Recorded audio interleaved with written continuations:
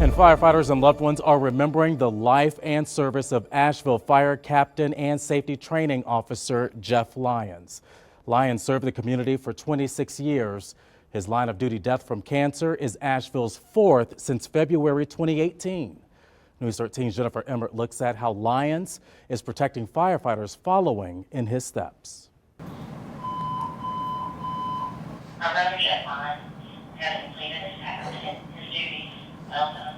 In the shadow of Asheville's ladder trucks and the flag, a somber reminder Asheville Fire Clear, 15 Karina. of the risk Jeff Lyons and firefighters face, a career where cancer is now the #1 cause of death. His passing really is just a tremendous amount of sadness and loss for our community. The fire captain and training officer began cancer treatment several months ago. Today's ceremony, a celebration of Lyons' service as a firefighter, soldier, and airman.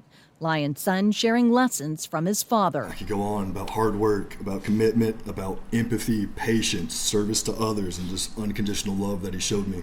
While firefighters honored Lyons for stepping back from a battalion chief role for a safety position closer to firefighters. His very last shift, he was training our firefighters on how to be better firefighters. And how Lyons is continuing to look after firefighters even today. In lieu of flowers, Jeff made the push for donations to go toward cancer screenings,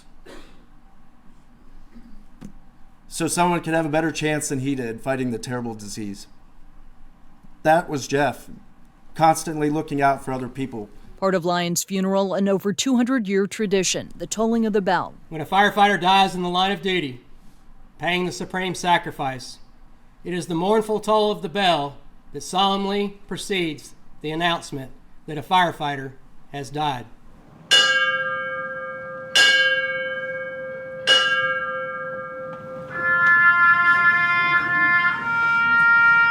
Along with taps and bagpipes, full firefighter and military honors for the captain with a lot of love for his job, the outdoors, and this community. He had so much energy and he put it towards the things he was passionate about, serving his community, his country, but most of all his family. And of course, our hearts go out to the firefighters and his loved ones. Now, Captain Lyons' name will be added to the IAFF's Wall of Honor National Memorial in Colorado. You can find more on upcoming firefighter cancer screenings and donations, along with cancer in the fire service on our website. Look for Deadlier Than Fire under the Investigates tab. There is an increased need with dwindling donations. That's the crisis one mountain food bank is facing. News 13's Anjali Patel has MANNA FoodBank's plea for help. As we head into the holidays, officials here at MANNA are hoping the spirit of the season inspires generosity, with the food bank and the community facing incredibly trying times. For many families right now, it's not just the idea of putting Thanksgiving turkey on the table that's daunting. It's everyday meals. Folks are feeling sticker shock everywhere, whether it's while grocery shopping, house hunting, or filling up your tank. The issue plunging more people into food insecurity. You hate to think of kids going to bed hungry at night, of parents worrying about, are they going to be able to put a roof over their head? Are they going to be able to feed their families? From July to September, an average of 127,000 people came to MANNA FoodBank for help each month, a number that's comparable, higher even, than what they saw at the height of the pandemic, and nearly twice as much as pre-COVID numbers. The need has skyrocketed. And amid all this, a lot of federal help that was available at the start of the pandemic is gone. And food donations from community partners, which MANNA has historically relied on, have been harder to come by due to supply chain issues. Those donations down 34% from fiscal year 2021. We're having to fill that gap by buying more food than we've ever bought in our 40-year history. And as we're buying that food, we're having to pay more for it than we ever have before. The best way to help, if you can, is monetary donations. For every $1, they can give out 4 meals. We are concerned, and that's why we're calling on the community to help out. MANNA officials hopeful the community will rally around neighbors in need, the giving spirit built into the DNA of WNC. Now, if you or someone you know is struggling to afford groceries, you can call MANNA FoodBank's helpline at the number you see on your screen there.